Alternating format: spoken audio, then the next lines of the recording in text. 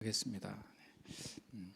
오늘 하나님 말씀은 마태복음 16장 3절 말씀입니다. 또 분별하고 분별하라 라는 말씀을 함께 말씀 나누겠습니다. 하나님 말씀 먼저 함께 읽겠습니다. 아침에 하늘이 밝고 흐리면 오늘은 날이 굳겠다 하나니 너희가 날씨는 분별할 줄 알면서 시대의 표적은 분별할 수 없느냐. 아멘.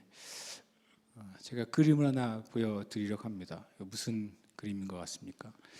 제가 이제 집에서 보는 신문의 일간지에 전면에 이 그림이 나왔어요. 그래서 제가 그림이 이게 무슨 그림이냐 이러고 봤어요. 이 그림이 어느 회사 광고를 한 그림이에요. 그림 밑에 설명이 이렇게 달려 있었습니다. 인공지능이 그린 봄을 그리는 인공지능 상상해 보셨나요? 이 그림은 점점점의 초거대 AI가 새싹이 움트는 봄이라는 뜻의 문구를 그림으로 표현한 이전에 없던 작품입니다. 세상의 밝은 봄 기운을 전합니다. 세상의 밝은 봄 기운이 느껴지세요? 제가 오늘 말씀에 시대의 표적, 세상의 표적을 분별하라고 말씀하셨는데, 저는 이제 AI가 인공지능이잖아요. 그것이 우리 인류의 유익이 되는 부분이 있다고 생각합니다. 그리고 이것이 또 우리 하나님이 사람에게 얼마나 큰 지혜를 주셨는지를 또 증거할 수 있는 것이기도 합니다. 그런데 한편으로는 AI가 가져다주는 경고도 있다고 생각이 듭니다. 이제는 이 인공지능이 다 해주니까 사람들이 많은 것을 이제 내주기 시작했어요. 하나님이 사람에게 주신 인간의 그 자주성, 자유의지, 독립성, 그리고 창조성, 우리가 생각하는 것들을 자꾸 포기하고 있지 않습니까? 생각하기가 귀찮아요. 그래서 물어봐요. 생각하지 않아요. 여러분 스마트폰에도 이 AI 기능이 있잖아요. 누구야 부르면 질문을 해주고 답을 해주잖아요. 신기하기도 하고 놀랍기도 하죠. 가만히 생각해 보시면 이제는 이 세대의 사람들이 생각하지 않기 시작했어요. 그리고 찾아보지 않기 시작했어요. 전에는 모르는 것이 있으면 사람들이 책을 폈어요. 이제는 책도 안 피죠. 책을 안 읽습니다. 왜냐하면 이 인공지능이 필요한 지식을 다 가져다 주니까. 근데 그 가져다 주는 지식이 진짜인지 아닌지는 우리는 알 수는 없어요, 실은. 수많은 데이터들이 쌓여 있고 거기서부터 인공지능이 자기가 원하는 것을 우리에게 주고 우리는 그것을 듣고 보고 읽고 그것을 통해 우리의 지식과 우리의 그 분별의 기준이 되는 거예요. 다시 말씀드리면 분명 이 자체가 나쁜 건 아니지만 이것을 의지하기 시작할 때 많은 부분을 우리가 내어주는 것이고 나중에는 우리의 그 육신의 일까지도 내어주게 될 겁니다. 저는 그래서 약간의 어떤 경고를 가지게 돼요. 오늘 말씀에 보면 아침에 하늘이 붉고 흐리면 오늘은 날이 굳겠다 하나니 너희가 날씨는 분별할 줄 알면서 시대의 표적은 분별할 수 없느냐. 제가 어떻게 보면 이제 좀 질문 같은 말씀을 제가 올렸어요. 왜냐하면 제가 처음에 이 AI 그림을 보여주면서 모든 영역에 지금 AI가 지금 하나씩 장악해 가고 있지 않습니까? 모든 영역이에요. 실은 어떤 영역이든 지금 그 영역이 조금이라도 들어가지 않은 영역이 없을 지경이에요. 여러분은 어떠신지 모르겠어요. 근데 이제 AI를 뛰어넘어서 이제 휴머노이드라는 개념이 슬슬 나오기 시작했어요. 휴머노이드는 뭐냐면 인간과 기계가 결합된 상태의 사람이죠. 공식적으로 일론 머스크가 이제 실험을 하는 것이 이제 여러분 기사로 읽으실 수 있어요. 일론 머스크가 돈을 투자해서 인간과 그 다음에 컴퓨터 칩의 결합을 시도하고 있는 것을 이제 얘기를 했죠. 그러니까 인간의 그 두뇌에 컴퓨터 칩을 연결을 해서 어떤 것들을 정보를 서로 주고받을 수 있는지를 실험하고 있어요. 사람에게 하지는 않았다고 돼 있죠. 그래서 많은 이제 유인원류 원숭이를 했다 그랬고, 그리고 그것에서 비판하는 사람들은 그 중에 많은 원숭이들이 실은 죽었습니다. 실험을 하는 과정 가운데에서요. 휴머노이드가 왜 우리에게 조금은 경계가 되느냐? 예를 들어서 뭐 장애가 있는 사람들이 그 휴머노이드 그 과정을 통해서 도움을 받을 수 있다고 말을 합니다. 근데 성경에서는 놀랍게도 하나님이 우리에게 주신 그 형상이 파괴되기 시작했을 때 그때 굉장히 경고가 있을 거라고 말씀하고 있는 것이죠. 창세기 6장에서는 천사들이 하나님의 아들들이 사람의 여인과 여인을 통해서 자녀들이 나오고 그들이 비정상적인 어떤 형태의 이제 사람이 됐을 때 주님이 거기에 뭐라고 말씀하셨냐면 사람이 육체가 되었다라고 말씀하세요. 나의 영이 사람을 떠나고 그들이 육체가 되었다. 인간이 영혼, 몸의 완전 전인적인 존재잖아요. 창세기 6장에서는 그 영이 사라진 것입니다. 영이 변질된 것이죠. 그랬을 때 하나님이 이 땅에 심판하실 수밖에 없었어요. 왜냐하면 하나님이 창조하신 형상의 인간이 사라졌기 때문에 그런 것이죠. 그 다음에 또 하나님이 우리에게 주신 본성이 사라졌을 때 소돔과 고모라는 하나님이 우리에게 주신 본성, 남성과 여성 그리고 그것으로 말미암은 정상적인 성과 가정이 사라졌어요. 소돔과 고모라는. 소돔이라는 영어의 단어는 동성애자라는 뜻과 동의어입니다. 그러니까 소돔과 고모라는 아예 그냥 동성애가 평상이 된 것이죠. 그렇게 됐을 때 하나님께서 그 소돔과 고모라를 완전히 사라지게 만들었습니다. 그리고 또 우리가 사사기에서 베냐민 지파에 일어난 사건을 압니다. 그 레위인이 자기의 첩이 그 베냐민 지파 사람들에게 무참하게 죽임을 당하죠. 그들이 또 원했던 건 뭐였냐면 바로 이 레위인과 동성애를 원했었어요.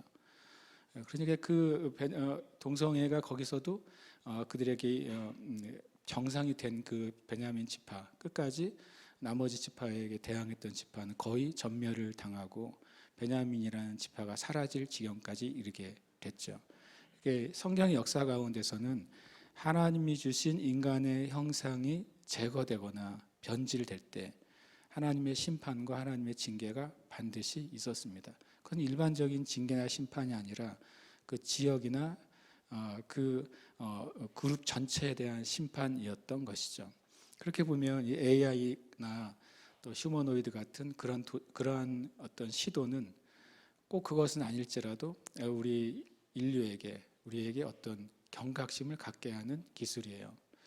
저는 그것 자체를 부정하지 않습니다. 그러나 이것이 또 뭐 666이라거나 그것이 뭐 재림의 시초라거나 그렇게 말하지는 않습니다. 그러나 하나님이 우리에게 주신 본질을 우리가 잃어버리면 그것을 무엇인가에게 자꾸 내주기 시작한다면 그것은 아주 굉장히 중요한 경고가 되는 거예요. 여러분이 할 수 있으면 그 AI를 덜 사용하시길 축복해요. 여러분이 생각하시고 여러분이 움직이시고 여러분이 찾아보시고 공부하세요. 그것에게 다 우리의 생각하는 능력, 판단하는 능력을 다 주지 마세요. 우리가 그것을 활용할 수 있지만 그것이 주인 되게 해서는 안 되는 거예요. 돈도 마찬가지입니다. 돈은 우리가 다스리고 활용하는 거예요. 더 많은 것을 하나님의 백성에게 주기를 원하시죠. 그러나 돈이 적든 많든 돈이 우리에게 주인 되는 순간 그것은 우리에게 심판인 것입니다. 우리의 삶 가운데 하나님이 허락하신 것들을 우리는 생육하고 번성하고 충만하고 정복하고 다스리는 축복으로 세워진 자들이지 그것에 정복당하고 그것에 노예가 되도록 우리가 존재한 자들이 아니에요. 우리의 삶 가운데 여러 가지 일에서 이제 분별이 필요한 시대에 살고 있다. 그 얘기를 나누고 싶어서 그 그림을 제가 가져왔어요. 그 회사에 대해서 아무런 감정이 없어요. 그 AI에 대해서도 감정이 없어요. 그러나 깨어 있으라. 아멘. 깨어 있어야 됩니다. 정말로 깨어 있지 않으면 사실과 진실이 너무나도 왜곡되어 있기 때문에 우리가 주님 앞에 깨어 있는 은혜가 필요한 것이죠. 16장 3절에 보면 아침에 하늘이 붉고 흐리면 이것이 하늘에 일어나는 현상이잖아요. 실은 이 아침에 하늘이 붉고 흐리면 이것도 표적이에요. 알고 보면요. 표적이라는 단어가 세메이온이라는 헬라어인데요. 헬라어 뜻이 뭐냐면 기적이라는 뜻만 우리가 기억하고 있지만 실은 원래는 이 세메이라는 단어는 지시라는 표시예요. 우리가 쉽게 지시라는 표시로 이해할 수 있는 게 뭐냐면 화살표 개념으로 생각하시면 돼요. 특별히 우리가 컴퓨터를 할 때 마우스를 움직이면 조금 화살표 왔다 갔다 하고서 이제 어디를 지점을 클릭할 수 있게 해주잖아요. 그게 세미에이온이에요. 무엇을 가리키는 것, 이것이 세미에이온이고, 그런데 그것이 똑같이 기적이라는 뜻과 같아요. 무엇을 지시하는 것과 왜 기적이 같은 뜻이 되었을까요? 그 말은 뭐냐면 어떤 장소에서 무슨 일이 발생하면 그것이 하나님이 여기에서 역사하셨구나 하는 것을 가르치는 표적이라는 거예요. 그래서 그것이 바로 표적이라고 표현하는 것이죠. 지시하는 것이고 기적이고, 그것이 이제 세미에이온입니다. 그러니까 하늘에 붉고 흐리는 일이 벌어지면 사람들이 그것을 무슨 표적, 무슨 지시로 생각했냐면 오늘 날씨가 안 좋겠네라고 하는 표적으로 얘기하지 않느냐 너희가. 그런데 어떻게 이렇게 날씨는 분별할 줄 알면서 진정한 시대의 표적, 이 시대가 가르쳐주고 있는 바는 왜 분별하지 못하느냐라고 하는 것이죠. 그래서 분별은 디아크리노라는 헬라어를 씁니다. 성경에 분별이라는 단어가 여러 번 나오는데 다른 단어로 표현될 수도 있습니다. 디아크리노라고 하는 이 분별은 뭐냐면 철저하게 분리하다라는 뜻이에요. 분리하는 것이죠. 분별은 실은 어디서부터 옵니까? 히브리서 4장에 보면 하나님의 말씀은 양날의 검과 같다고 말씀하시죠. 그래서 양날의 검인 하나님의 말씀이 임할 때 이 분별이 일어나요. 영과 혼을 분리시켜 주시고, 그리고 관절과 골수를 찔러서 쪼개서 분리시켜 줘요. 거기서 말하는 것이 바로 분별이에요. 그러니까 주님이 날씨는 분별할 줄 알면서, 분별이니까 쪼개는 거잖아요. 날씨가 좋을지 안 좋을지를 이렇게 철저하게 분리하는 것이죠. 그 디아크리노도 또 어떤 것을 결정한다는 의미를 가지고 있어요. 분별한다는 것은 뭐냐면 결정한다는 걸 의미해요. 내가 세 가지가 A, B, C가 있는데 내가 무엇을 선택할지를 분별하는 순간 뭐 하게 돼요? 결정하게 되죠. A와 B는 잘못됐고 C가 옳다라고 하는 순간 우리는 C를 결정하는 거예요. 그래서 이 분별은 우리를 행동하는 데 있어서 기초가 되는 거죠. 만약에 A, B, C 중에 C가 진짜고 B와 C가 가짜라는 것을 분별해 놓고 A를 선택하는 사람이 있다면 그런 사람을 뭐라고 설명해야 될까요? 실은 바른 분별을 하면 바른 선택을 하고 행동할 수 있는 기반이 되는 거예요. 우리의 삶 가운데 이 분별과 표적은 연결되어 있는 거죠. 바른 표적은 바른 분별할 수 있는 기초가 되는 거예요. 그래서 오히려 또 말씀해 보면 시대의 표적이라는 단어가 나올 때마다 우리가 늘 생각하는 게 있어요. 마지막 때, 666, 재림, 이런 생각을 자연스럽게 시대의 표적이라는 말을 하게 되는 것이죠. 그럼 오늘 말씀이 과연 주님이 마지막 때에 대한 그 의미로 시대의 표적을 사용하신 것인가? 그것도 한번 여러분 생각해 보시기 바랍니다. 시대의 표적이라는 책을 쓴 선교사님이 계시죠. 그 책이 이래저래 논란이 됐고, 그래서 그것을 지금 출판하지 않게 됐어요. 저는 그 책을 가지고 있어요. 그래서 희귀판을, 한정판을 제가 갖고 있게 됐어요. 물론 그 책이 이단적인 책은 아니에요. 그러나 논란이 있는 내용이 있는 것은 사실이죠. 그러나 그 책도 또한 우리가 분별하여 본다면 유익이 있을 거예요. 근데 과연 이 시대의 표적이 그 책의 주제처럼 마지막 때를 가리키는 시대의 표적이라는 단어인가? 그것도 잘 봐야 돼요. 성경에 있는 단어가 내가 이미 인지하고 있는, 내가 이해하고 있는 단어가 나오면 무조건 그렇게 생각하는 것이죠. 그런데 아닙니다. 성경은 성경에 쓰여진 대로 봐야 돼요. 아멘이십니까?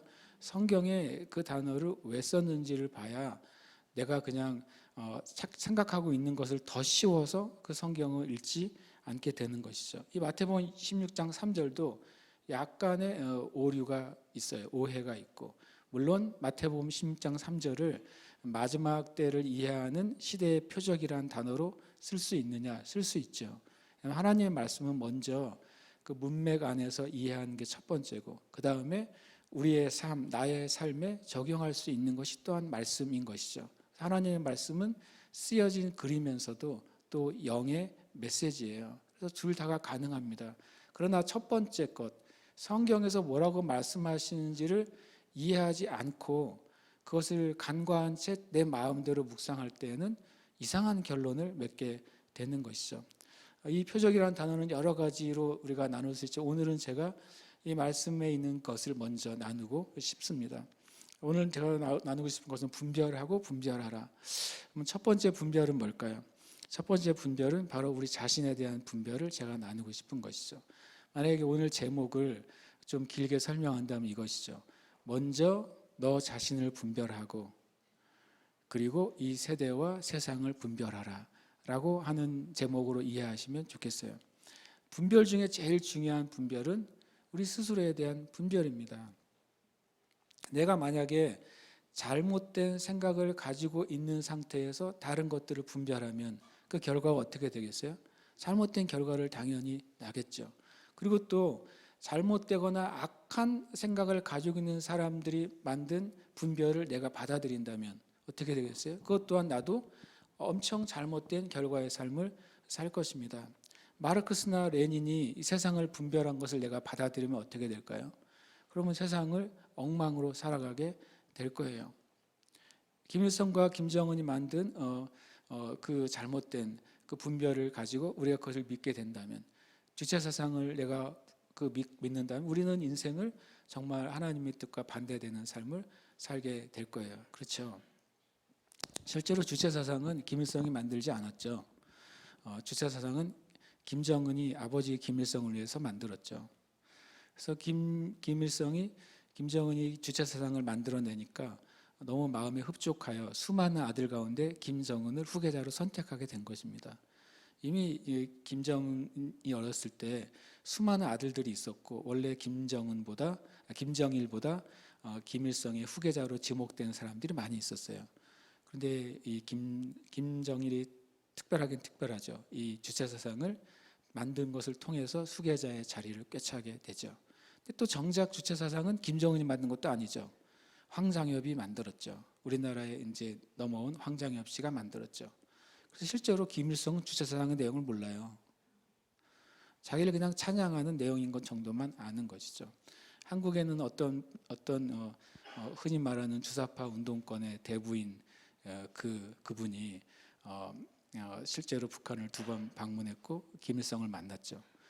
그 흠모하는 주체 사상을 물어봤더니 김일성이 모르더래요. 그래서 그분이 남한으로 내려온 다음에 주체 사상을 버렸습니다. 그만큼 세상의 문제는 참 복잡하죠. 이렇게 잘못된 분별을 가진 것을 내가 따르면 어떻게 돼요? 나도 잘못된 삶을 사는 거예요. 그래서 중요한 것은 내 자신이 바른 것 위에 서 있는지 분별이 무엇보다도 중요해요. 그것만 바로 서 있으면 나 말고 다른 것을 분별하는 게 훨씬 쉬워지는 것이죠. 성경에서 그러면 자기 자신에 대한 분별에 대해서 뭐라고 말씀하시느냐? 고린도후서 13장 5절에 이렇게 말씀합니다. 너희는 믿음 안에 있는가 너희 자신을 시험하고 너희 자신을 확증하라. 예수 그리스도께서 너희 안에 계신 줄을 너희가 스스로 알지 못하느냐? 그렇지 않으면 너희는 버림받은 자니라. 굉장히 두려운 말씀이기도 하고 중요한 말씀이기도 한 것이죠. 먼저 우리 자신을 시험하고 확증하라. 여기도 세메이온이라는 단어가 나오게 되는 것이죠. 우리 자신을 우리는 분별하고 확증해야 되는 것입니다. 바로 이렇게 내 자신이 먼저 진리 안에 있는가 확인되지 않으면 다른 분별의 의미가 없어지는 거예요. 그러면 내가 바로 서 있는지 확신하는 길은 뭐냐면 내가 믿음 안에 있는가 믿음 밖에 있는가라고 하는 거예요. 그러면 저와 여러분이 믿음 안에 있을 때에만 어떤 일이 벌어지겠죠? 바른 분별할 수 있는 기반이 놓여지는 것이죠. 내가 믿음 밖에 있으면 내가 생각하는 것이 옳은지 그른지 장담할 수가 없습니다. 그러면 내가 믿음 안에 있는지 어떻게 내가 나를 분별할 수 있는가? 밑에 이렇게 말씀하고 있어요. 예수 그리스도께서 너희 안에 계신 줄을 너희가 스스로 아느냐 모르느냐예요. 여러분 이 말은 중요합니다. 여러분 마음 안에 질문하면 돼요. 예수님이 내 안에 계신가? 라고 했을 때 여러분의 마음 깊은 곳에서 맞아, 그렇지, 주님이 나와 함께 하셔 라고 하는 답이 나오십니까? 그러면 여러분은 믿음 안에 있는 것이고 여러분은 바른 분별의 기초가 있는 거예요. 잘 모르겠어요 라고 말하는 분이 있으면 없는 겁니다. 예수 그리스도께서 있느냐 없느냐 잘 모르겠다고 하는 거 안 계신 거예요. 쉽게 여러분 미리 정확하게 말씀을 드릴게요. 아리송할 수가 없는 거예요. 예수님 바로 그렇게 존재감이 그거밖에 없는 분이실까요? 예수님이 내 안에 계시는데 어떨 때는 있고 어떨 때는 없습니까? 어떨 때는 있으신 것 같고 어떨 때는 없으신 것 같습니까? 예수님의 존재감이 그 정도라면 우리가 예수님을 왜 믿어요? 그럴 수가 없는 것이죠. 여러분 우물에 물이 있는지 없는지 알려고 돌을 던졌어요. 근데 1시간이 지나도 아무런 반응이 없어요. 근데 여러분이 이렇게 생각하십니까? 이 우물에 물이 있는 점 잘 모르겠네. 그렇게 생각하는 사람이 있다면 안 되죠. 우물에 물이 있다면 돌을 던지면 어떻게 되겠어요? 풍덩하는 소리가 수초 안에 당연히 들릴 겁니다. 아무리 깊은 우물이어도. 그렇죠. 만약에 우물 안에 물이 없다면 물소리가 아니라 딱 하고 그냥 돌이 맨 바닥에 떨어진 소리가 들리겠죠. 그러니까 우리 마음 안에 예수님이 계시냐 안 계시냐는 것은 yes 아니면 no예요. 그래서 이 질문이 너무 훌륭한 질문이에요. 그냥 여러분이 질문하면 돼요. 지금 이 시간 내 안에 예수님이 계신가? 그때 내 안에 주님 감사합니다. 내 안에 주님이 계시고 내가 구원받은 게 너무 감사합니다라는 마음이 여러분 마음에 있다면 여러분은 어디에 있는 거예요? 믿음 안에 있는 것입니다. 그리고 그것은 너무나도 중요한데요. 한번 내 안에 예수님이 계시다는 사실이 확인이 되면 그것을 우리는 날마다 뭐라 해야 됩니까? 시험하고 확증하라고 돼 있어요. 그것을 계속 기억할 때 어떤 일이 벌어지겠습니까? 내 안에 계신 예수님과의 관계가 더 깊어지는 것이죠. 계속 주님을 내 안에 주님이 계신지 시험하고 확증하는 것은 내 일이지만 계속 주님이 계신 것을 내가 계속 인식하기 때문에 그분의 마음, 그분의 뜻을 내가 따르기 시작하는 겁니다. 그리고 내 행동과 내 삶의 선택에 있어서 내 안에 계신 예수님의 뜻이 무엇일까? 나는 궁금해지기 시작하는 것이죠. 나 혼자 선택할 수 없고 나 혼자 결정할 수 없는 거예요. 그래서 이 말씀은 저와 여러분이 믿음 안에서 계속 살아가게 하는데 아주 중요한 아주 기준이 되는 것이죠. 근데 그것이 만약에 없다면, 잘 모르겠다면 우리는 주님의 은혜 안에서 아직 들어오지 못한 거예요. 만약에 그런 분이 있다면 오늘 주님의 이름을 붙잡으시기를 축복합니다. 왜냐하면 주님은 예수님을 믿고 고백할 때 우리 안에 거하시는 분이시기 때문에 그렇습니다. 정말 중요한 것은 바로 자기 자신에 대한 분별이죠. 로마서 2장 1절도 그 말씀을 하고 있어요. 그러므로 남을 판단하는 사람아 누구를 막론하고 네가 핑계하지 못할 것은 남을 판단하는 것으로 네가 너를 정죄함이니 판단하는 네가 같은 일을 행함이니라. 먼저 우리가 우리 자신을 바로 볼 때에만 우리는 다른 형제와 자매를 바로 분별하고 실은 도와줄 수도 있는 거예요. 성경에서 주님이 여러 번 말씀하시죠. 우리가 다른 사람의 눈에 있는 티를 내가 뽑아주겠다, 내가 너를 도와주겠다라고 말하지만 너의 눈에 있는 들보를 먼저 깨닫고 먼저 그 들보를 제거하는 것, 그것이 먼저라고 말씀하시는 거예요. 우리 자신에 대한 분별은 모든 그 진리를 분별하는데 기초가 되는 것입니다. 그러면 주님이 이제 오늘 말씀 가운데 이 시대의 표적을 얘기하시면서 예수님으로부터 나오는 그 표적이 무엇인지를 우리에게 말씀해 주고 있습니다. 이 말씀을 보면 주님의 표적은 이런 말씀이 첫 번째 있습니다. 마태복음 16장 4절에 악하고 음란한 세대가 표적을 구하나 이렇게 말합니다. 여러분 이 말씀의 처음은 누가 주님께 나온 것으로 되어 있습니까? 바리새인과 사두개인들이 1절에 예수님께 표적을 보여달라고 나와요. 바리새인과 사두개인들이 어떤 사람들이죠? 다른 사람보다 엄청 거룩하게 살려고 하는 사람들이죠. 율법대로 살고 또 말씀대로 그대로 지키려고 했던 사람들이에요. 그래서 거꾸로 그들이 너무나도 율법적으로 살려고 노력했기 때문에 그렇게 살지 못하는 다른 일반 사람들을 정죄했고 그들에 대해서 계속 짐을 지으면서 이렇게 살아야 된다 저렇게 살아야 된다 가르치던 사람들, 그들이 바리새인과 율법교사들이죠. 그들이 주님께 표적을 보여달라고 했어요. 그랬더니 주님이 악하고 음란한 세대가 표적을 구하나. 제가 그 바리새인 중에 한 명이거나 율법교사였으면 굉장히 기분이 나빴을 것 같아요. 내가 주님께 주님 표적을 보여주세요 그랬더니 예수님이 악하고 음란한 세대가 표적을 구하나. 그러면 나보고 뭐라고 말한 거예요? 악하고 음란하다고 말한 거잖아요. 그렇죠? 실제로 그랬습니까? 네, 실제로 그랬습니다. 그들이 율법적으로 살고 그리고 다른 사람들과 구별된 삶을 산다고 말했지만 주님이 그들의 그 심령에 있는 실체를 꿰뚫어 보실 때 그들은 악했고 음란했어요. 그래서 주님이 악하고 음란한 자들에게는 다른 표적을 줄 수 없고 바로 이 요나의 표적밖에는 줄 수 없다라고 말씀하신 것이죠.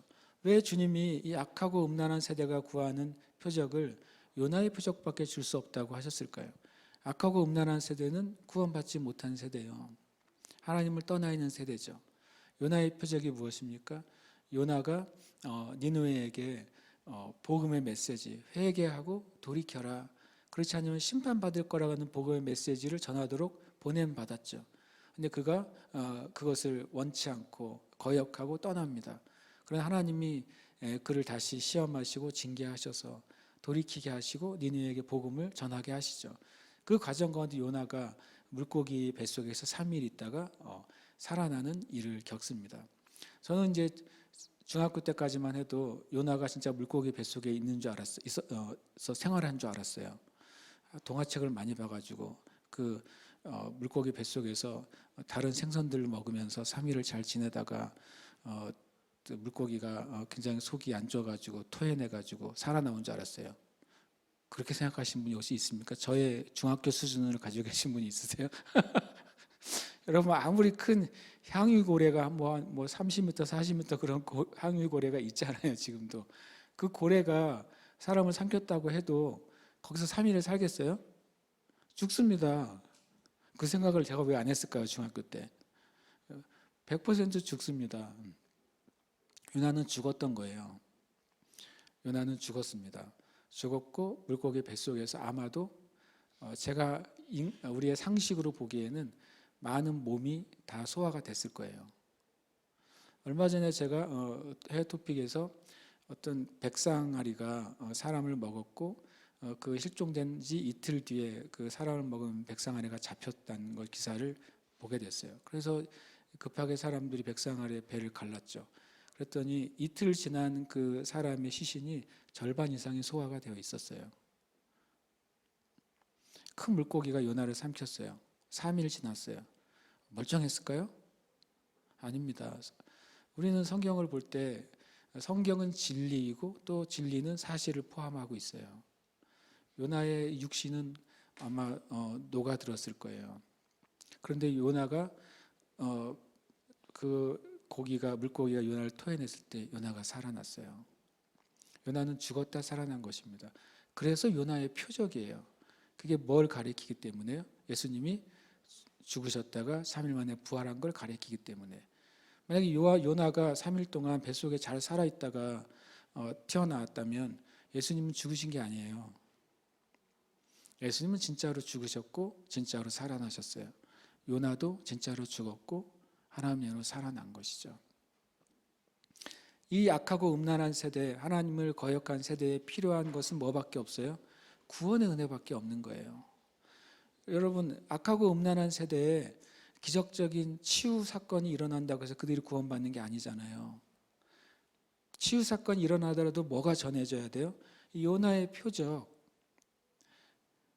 복음이 전해져야 구원받는 거예요. 악하고 음란한 세대의 사람들이 예언을 받고 환상을 보고 계시를 본다 한들 그 표적이 그를 구원합니까? 아닙니다. 그 표적 가운데 복음의 메시지가 전해지지 않으면 아무리 큰 표적을 보고 듣고 경험해도 그것은 그를 구원할 수가 없는 거예요. 그래서 악하고 음란한 세대에 정말 우선적으로 유일하게 주어져야 될 표적은 요나의 표적, 부활하신 예수 그리스도에 대한 진리가 바로 그 하나밖에 없는 것이죠.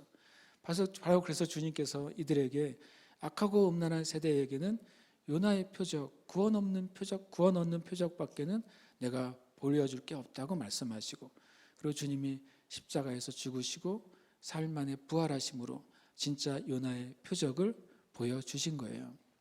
저와 여러분 어떻게 보면 악하고 음란한 세대 가운데 있으셨습니까? 저는 그랬다고 고백합니다. 저도 악하고 음란한 세대 가운데 있었던 사람이에요. 저와 여러분이 요나의 표적인 예수 그리스도의 죽으심과 부활의 복음 때문에 우리가 살아났습니까? 맞습니다. 우리가 이 요나의 표적 때문에 우리가 살아난 거예요.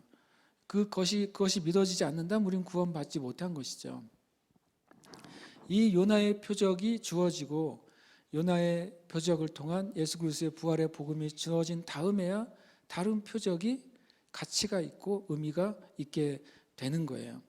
주님이 그러면 이 악하고 음란한 세대에는 요나의 표적을 보여주시겠다고 말씀하셨고 또 다른 주님의 표적이 있는 것이죠. 바로 믿는 자들의 세대에게 주시는 표적이 있는 거예요. 믿는 자들에게는 이런 표적이 따르리니 곧 그들이 내 이름으로 귀신을 쫓아내며 새 방언을 말하며 뱀을 집어올리며 무슨 독을 마실지라도 해를 받지 아니하며 병든 사람에게 손을 얹은즉 나으리라. 아멘. 이것은 바로 주님이 말씀하신 믿는 자들, 믿는 세대들에게 주신 표적이고 사도행전에 이 표적이 가득한 증거가 나타난 것이죠. 그러면 사도행전 시대에만 1세기에만 이 믿는 자들에게 주어진 표적이 주어졌습니까? 그렇지 않습니다. 존 G. 레이크라고 여러분 찾아보시면 알겠지만 정말 20세기 초반에 정말 하나님이 사도적으로 사용하셨던 하나님의 사람이 있어요. 이분이 젊었을 때 남아프리카 공화국의 선교사로 파송을 받아서 나갔습니다. 거기서 사람들에게 복음을 전하고 말씀을 전하기 시작했죠. 근데 남아프리카 공화국에 어떤 이제 심각한 전염병이 돌기 시작했고 수많은 사람들이 죽기 시작했어요. 아마 패스트 같은 것들이 창궐했던 것 같아요. 한 지역 전체가 사람들이 죽어가기 시작했습니다. 그때 이 잔지 레이크와 그 팀이 그 관리자에게 그 지역 총독이겠죠. 우리 팀이 들어가서 사람들을 돕고 그들을 치료하게 원한다 그랬어요. 그랬더니 그 책임자가 그렇게 할 수 없다고 당연히 말했겠죠. 그리고 당신들이 만약에 들어가면 더 이상 나올 수 없다. 당신들이 죽어서 나오든지 이 전염병이 끝나야지만 나올 수 있다고 했어요. 잔지 레이크와 그 팀은 상관없다. 우리는 그 안에 들어갈 것이고 하나님 우리를 보호하실 것이고 사람들 치유하실 것을 우리 믿는다라고 말합니다. 그래서 그런 것을 이제 확인을 받은 뒤에 그 팀이 들어가요. 놀라운 사실은 그 전염병이 끝났을 때 잔지 레이크와 그 팀은 한 명도 전염병이 걸리지 않았고 그때까지 그들이 도왔던 사람 그 지역에서는 더 이상 사람이 죽지 않았어요. 사람들이 치유되기 시작했죠. 근데 잔지 레이크와 그 팀이 의료 기술을 가지고 들어간 게 아니었어요. 새로운 백신을 가지고 들어간 게 아니었어요. 치료제를 가지고 들어간 것도 아니었어요. 오직 예수 그리스도의 이름을 가지고 들어갔습니다. 나중에 이제 그들이 나왔을 때 사람들이 너무너무 놀랬죠. 어떻게 당신들은 그 전염병에 걸리지 않을 수 있고 그리고 사람들을 치유할 수 있었느냐. 근데 잔지 레이크가 실험을 하자고 합니다. 자기의 손바닥에 그 병균을 살아있는 병균을 올려놓으라고 하죠. 손바닥에 살아있는 병균을 올려놓습니다. 이것은 기록된 사건이에요. 그리고 그 의사들에게 의료용 현미경으로 자기 손바닥을 살펴보라고 관찰하라고 도전을 합니다. 실제로 그렇게 하죠. 손바닥에 병균을 올려놓고 그 의사들이 의료용 현미경으로 그걸 살펴보기 시작했어요. 의사들이 경악하기 시작했습니다. 왜냐하면 그 균들이 잔지 레이크의 손에 올려지자마자 타서 사라졌기 때문이에요. 소멸이 돼버렸어요, 균들이. 그때 이제 의사들이 어떻게 이런 일이 일어나냐고 말했을 때 잔지 레이크가 이렇게 말하죠. 이것이 성령님입니다. 이것이 하나님의 권능입니다. 라고 말합니다. 여러분, 이 믿는 자들에게 일어나는 표적, 뱀을 집어올리며 무슨 독을 마실지라도 해를 받지 아니하는 표적, 병든 사람에게 손을 얹은 낫는 표적, 이 땅에 믿는 자들에게 방언이 임하고 성령의 세례가 임하는 표적, 예수님의 이름 안에서 귀신이 쫓겨나가는 표적은 1세기에만 있었던 사건이 아니라 매 세대에 믿는 자들이 있을 때는 그 세대 가운데 계속해서 믿는 자의 표적이 일어났던 것입니다. 그리고 이것은 언제 일어났었는지를 또 말씀해 주고 있어요. 그 뒤에 20절의 말씀에 이렇게 말합니다. 제자들이 나가 두루 전파할세 복음을 전한 것이죠. 주께서 함께 역사하사 그 따르는 표적으로 말씀을 확실히 증언하시니라. 이 믿는 자의 표적은 단순히 어떤 능력을 보여주기 위한 통로가 아니에요.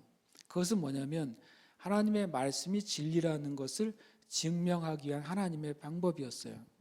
이 말씀이 하나님으로부터 온 말씀이고 이 말씀이 예수님의 진리라는 사실을 사람들에게 알려주기 위해서, 아까 말한 것처럼 세미의원하기 위해서, 그것을 지시해주고 가르쳐주기 위해서 하나님 믿는 자의 표적을 주셨던 거예요. 여러분, 주님께서 우리에게 온 천하에 다니며 만민에게 복음을 전파하라고 하셨어요. 언제까지 전파하는 것이죠? 주님이 오실 때까지. 그러면 이 믿는 자에게 따르는 표적도 언제까지 있어야 되는 것입니까? 바로 전파되는 그날까지죠. 주님이 오시는 그날까지 믿는 자에게 따르는 표적은 있어야만 되는 것입니다. 그것을 통해 그 믿는 자, 믿음의 말씀을 듣는 사람들이 구원받게 하시는 거예요.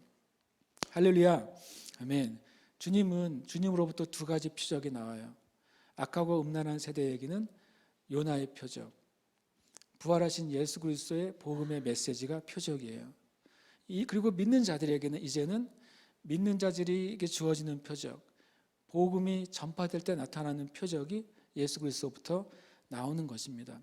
여러분, 어떤 표적 안에 살기를 원하십니까? 이미 먼저 우리는 요나의 표적을 받아야만 돼요. 구원의 표적 가운데 우리는 살아가야 돼요. 그리고 거기서 만족하거나 멈추지 말고 우리는 복음의 증인들이 돼야 돼요. 내 삶을 통해 하나님이 살아계신 것을 우리는 증거하는 삶을 살아야 돼요. 그때 우리는 똑같이 무엇을 믿어야 되냐면 믿는 자에게 허락하신 표적이 있음을 믿어야 돼요. 그리고 그것을 우리는 구하고 그것이 나타나도록 우리는 선포해야 되는 것입니다. 그러면 시대의 표적은 무엇이냐 하는 거예요. 오늘 말씀에 보면 너희가 하늘은 분별할 줄 알면서 어떻게 시대의 표적은 보지 못하느냐. 아까 제가 처음에 말한 것처럼 시대의 표적이 말세를 의미하는 것인가 하는 거예요. 결론을 말하면 아니에요. 1차적으로 이 시대의 표적을 말세로 적용하면 안 돼요.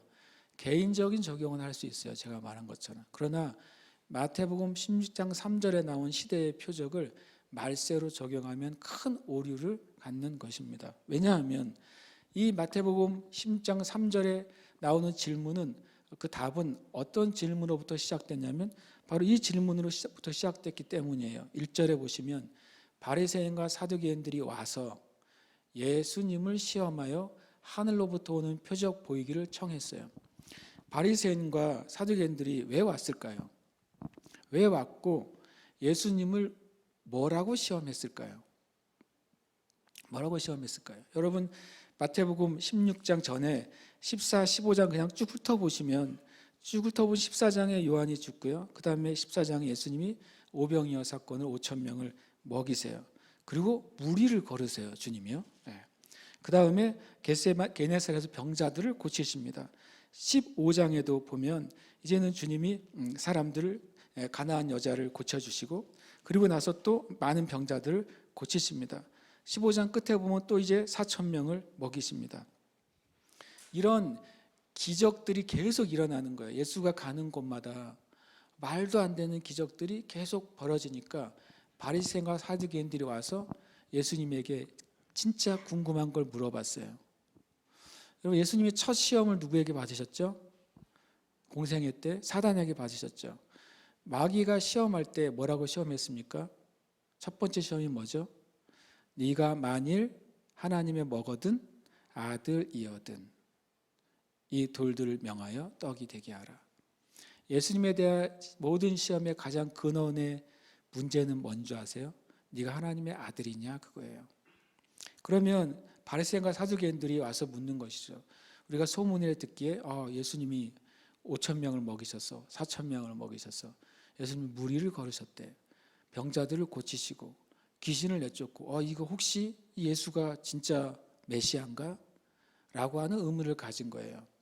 왜냐하면 그들은 이 표적을 가지고 메시아를 분별하기를 원했기 때문에 그렇습니다.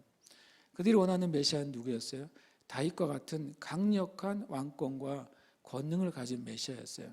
그래서 이 로마를 로마의 압제로부터 이 이스라엘을 해방하는 구원자, 그런 강력한 왕권과 군주로서의 메시아를 원하고 바랬던 것이죠. 그래서 그 메시아의 표적이 있기를 바랬어요. 그런데 그들이 보니까 이 예수가 행동하는 걸 보니까 메시아실 수도 있겠다. 그렇다면 그에게 가서 증거를 받아야 되겠다 하고 온 것이죠. 그래서 사두개인들 예수를 시험하여 예수님이 진짜 메시아라면 하늘로부터 당신이 메시아라는 증거를 보여주세요라고 물어본 거예요. 다시 말하면 예수님이 메시아인지를 알고 싶었던 것이죠.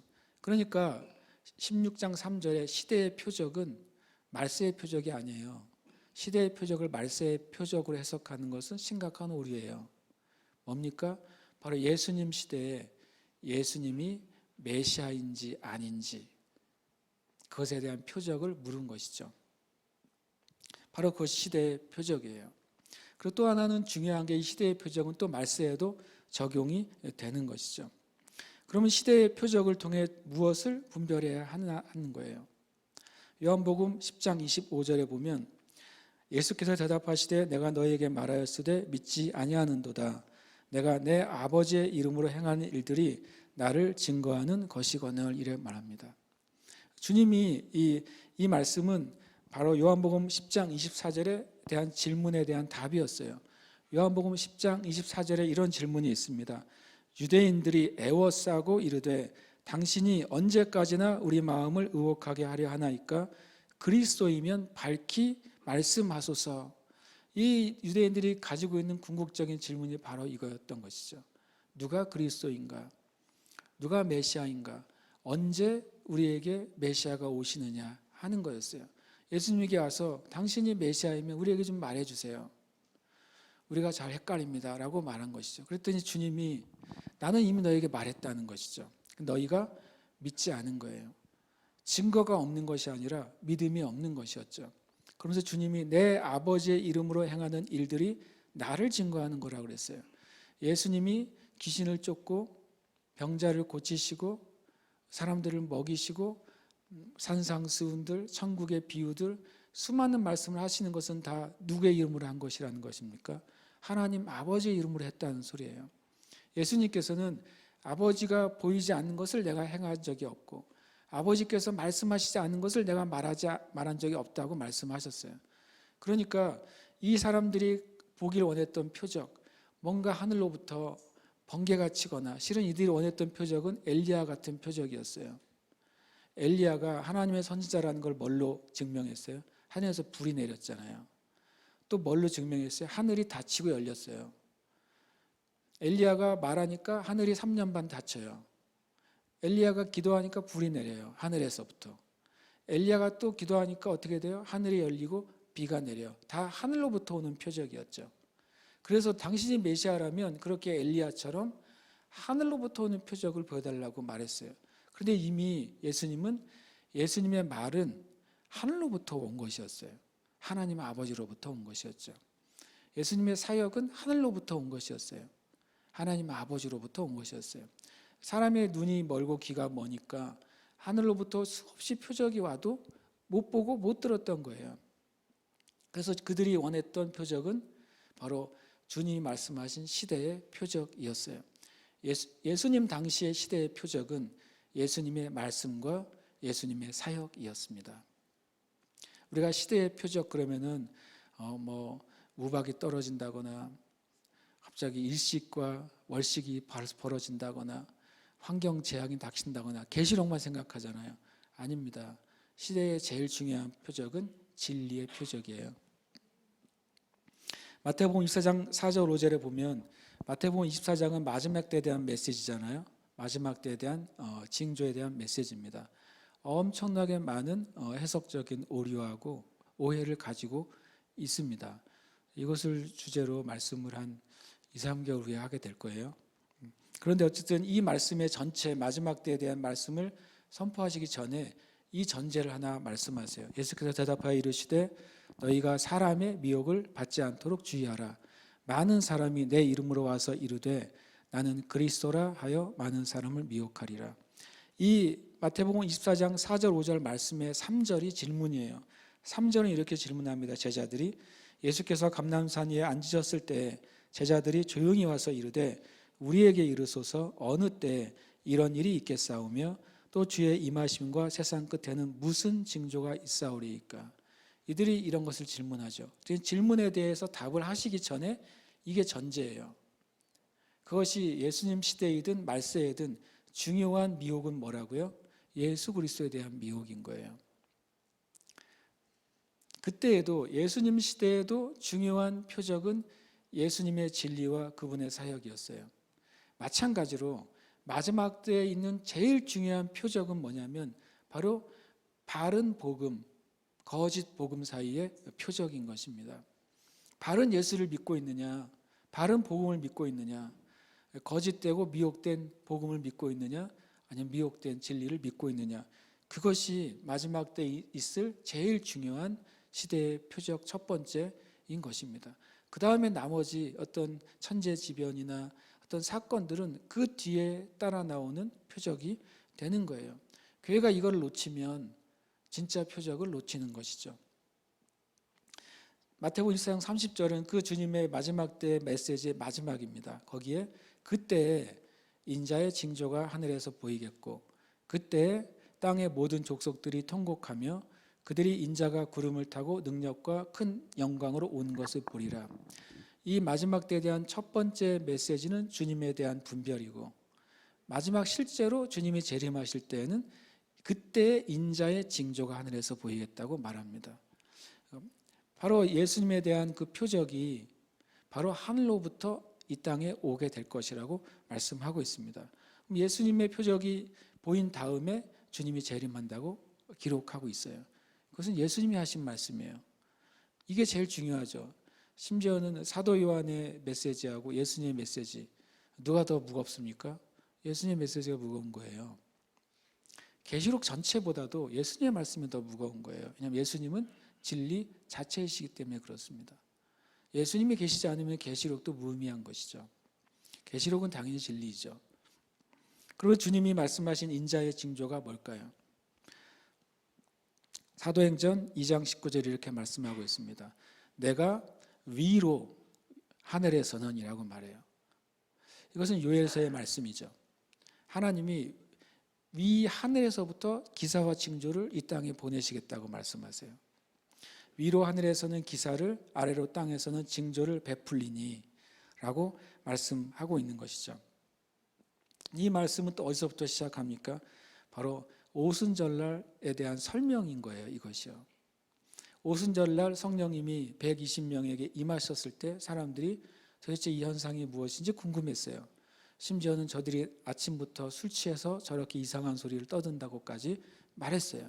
그때 베드로가 요엘서의 말씀을 인용해서 이것은 성령님이 임하신 것에 대한 첫 번째 증거라고 말씀하고 있는 것이죠.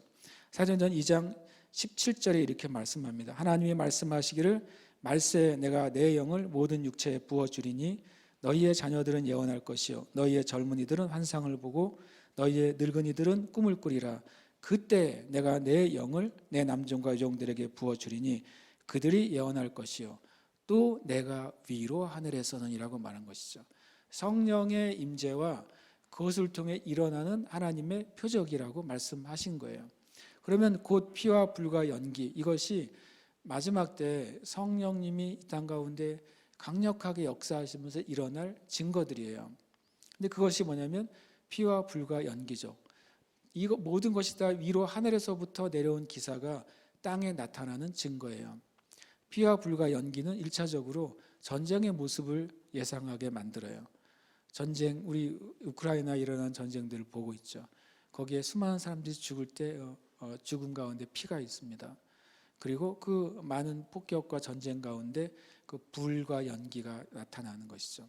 그런데 이것이 과연 전쟁을 말하는 것입니까? 아까 말한 것처럼 이것은 성령의 임재를 통한 역사를 말하는 거잖아요. 그러니까 제가 말씀을 읽을 때 곧 피와 불과 연기, 이건 전쟁이에요 라고 제가 계속 메시지를 하면 여러분들은 사도행전 2장 19절 읽을 때마다 마지막 때는 전쟁이 일어나지 이렇게 그냥 결론을 맺는 거예요. 전혀 그 내용이 아닌 것입니다. 그것은 성령님의 역사가 이 땅 가운데 임할 때 하나님으로부터 하늘로부터 이 땅에 임하는 하나님의 역사를 표현한 거예요. 그럼 피와 불과 연기는 언제 있었을까요? 첫 번째 피와 불과 연기가 한꺼번에 있었던 시즌은 언제냐면 바로 출애굽 때입니다. 출애굽 때, 유월절 때 바로 이렇게 피의 역사가 있습니다. 그리고 성막이 세워지고 이 40년간 이스라엘 백성이 출애굽하는 그 과정 가운데 뭐가 있습니까? 불과 연기의 역사가 있는 것이죠. 구름 기둥, 불 기둥이 있었던 거예요. 그것처럼 똑같이 성령님이 임하실 때 이 땅 가운데 피와 불과 연기의 징조가 임할 거라는 거예요. 그게 무슨 뜻입니까? 그것이 바로 성부, 성자, 성령 하나님의 역사가, 온전한 역사가 이 성령님의 임하심으로 마지막 때 나타나는 표적이 되는 것입니다. 그것이 위로부터 온 표적이에요.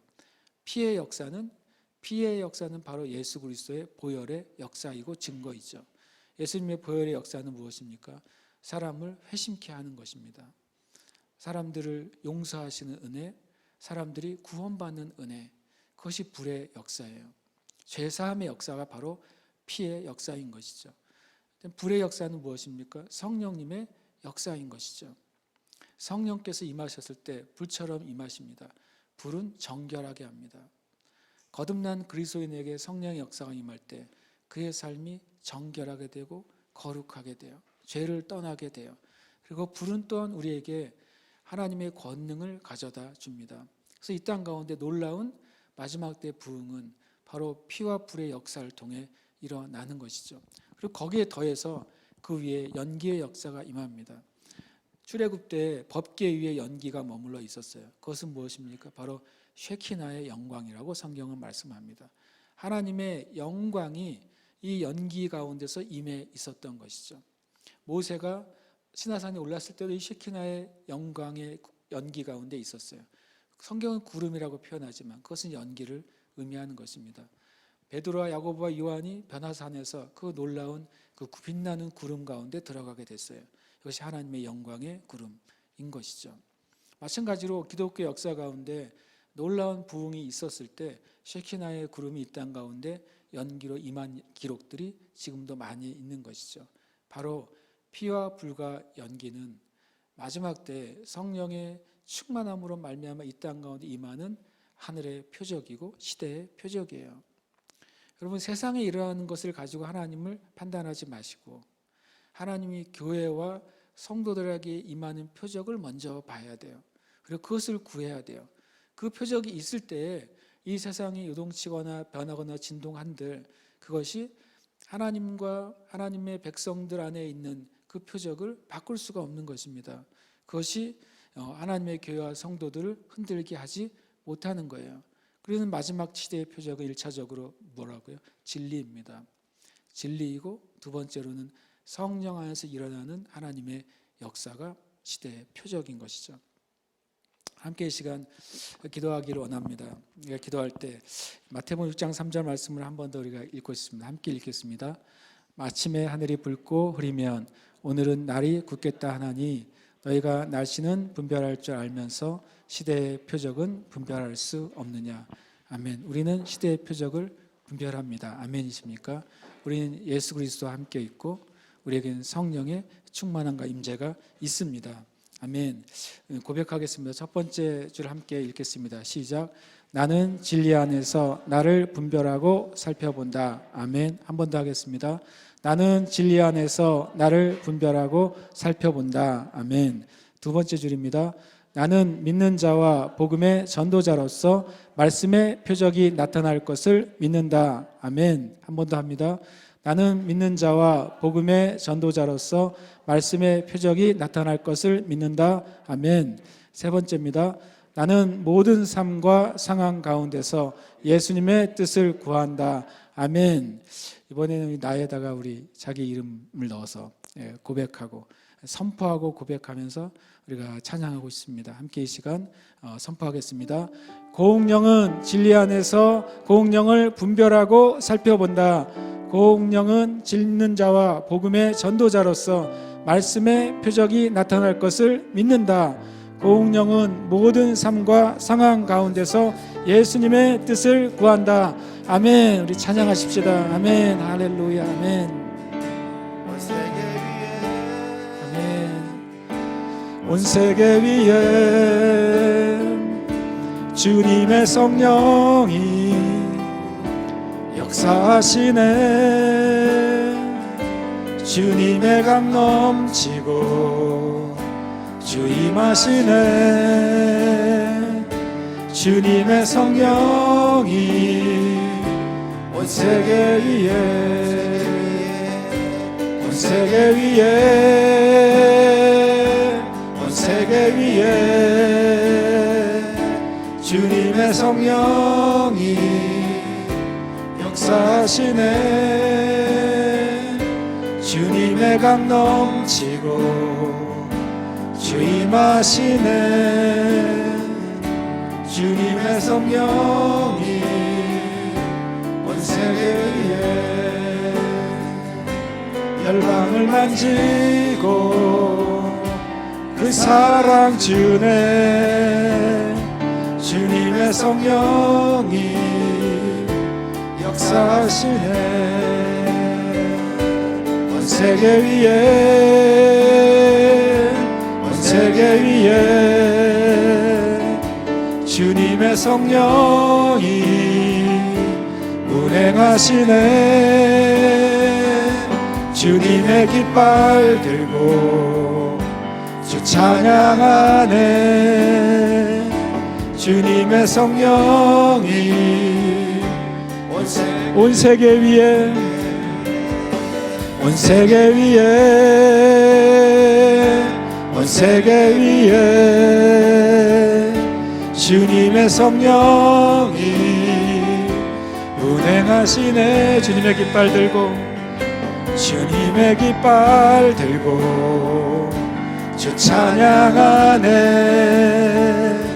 주님의 성령이 온 세계 위에 영광을 고치고 분열은 그치고 하나 될 수 있게 주님의 성령이 운행하시네. 함께 시간 기도하십시다. 나는 믿는 자로 있습니다. 복음을 전도자로 있고 말씀의 표적이 나타날 것을 기대하고 믿습니다. 나는 모든 삶과 상황 가운데에서 예수님의 뜻을 구하고 주님의 표적을 따르겠습니다. 이 시간 함께 찬양하시면서 기도하십시다. 할렐루야. 주님 감사합니다. 하나님, 우리는 분별하는 자입니다. 우리는 하나님으로부터 오는 표적을 분별하는 자입니다. 진리를 분별하는 자입니다. 예수님의 진리와 예수님의 사역이 우리에게 표적입니다. 하나님, 이 세대 가운데 참된 진리를 깨닫게 하시고 이 세대 가운데 하나님의 뜻을 깨닫게 하시고 이 세대 가운데 하나님의 일을 깨닫게 하여 주시옵소서. 하나님, 세상과 세상에 속한 것을 따라가지 않게 하시고 하나님께로부터 오는 표적이신 예수 그리스도, 하나님께로부터 오는 표적이신 성령의 권능, 그것을 온전히 붙잡고 추구하게 하여 주시옵소서. 하나님의 진리의 말씀 가운데서 뒤로 물러가지 않게 하시고 하나님의 참된 아버지 하나님의 표적인 시대의 표적인 주님의 진리를 온전히 붙잡게 하게 해주시옵소서. 그럴 때 우리가 주님 쓰러지지 않을 것이며 미혹되지 않을 것이며 자로나로나 치우치지 않을 것이며 진리에서 벗어나지 않을 것입니다. 성령 하나님 은혜를 내려주시옵소서. 우리를 말과 다시 한번 새롭게 되고 온전케 되도록 주님 역사하여 주시옵소서. 오 주님을 찬양합니다. 경배하며 이간 역사의 주님을 찬양합니다. 오 주님 높여드립니다. 주님을 높여드립니다. 오 주님 감사합니다. 우리에게 진리이신 진리의 표적이신 주님을 인해 감사합니다. 하나님 나라의 표적이신 주님을 인해 감사합니다. 하나님 우리가 온 하늘의 표적 하나님 나라의 놀라운 역사를 예수님의 진리 안에서 우리에게 주신 것을 인하여 감사합니다. 오 주님에게 이 표적을 구합니다. 믿는 자에게 주시는 표적, 복음의 전달자에게 주시는 표적을 주님 구합니다. 주님 신나게 약속하셨으므로 우리는 그것을 받습니다. 아멘. 주님을 찬양합니다. 예수님의 이름 역시 쫓겨날 것입니다. 하나님 아버지 성령의 세례가 임할 것입니다. 하나님 아버지 죽음의 영을 쫓아낼 것이며 모든 상황가로부터 구원받을 것입니다. 하나님 아버지 주님 병든 자가 손을 나을 것입니다. 그 은혜를 인하여 감사합니다. 오 주님 찬양합니다. 살아계신 주님을 찬양합니다. 할렐루야 아멘 아멘 아멘 할렐루야 바라보 시라라 바라바라바라 아멘. 주님 감사합니다. 주님 감사합니다. 하나님 이 시대 가운데 주시는 진정한 표적 예수 그리스도와 그분의 진리가 표적입니다. 하나님이 살아계신 표적입니다. 주님이 하신 일이 우리에게 표적입니다.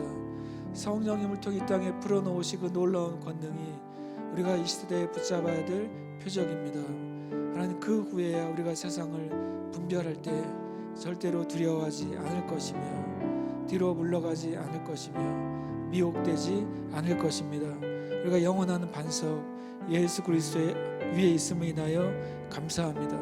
사랑하는 교회 성도들이 이 주님 시대의 표적인 예수 그리스도의 진리 하나님의 성령의 권능을 온전히 붙잡고 날마다 승리하게 하여 주시옵소서. 살아계신 예수 그리스도의 이름으로 기도합니다. 아멘. 아멘.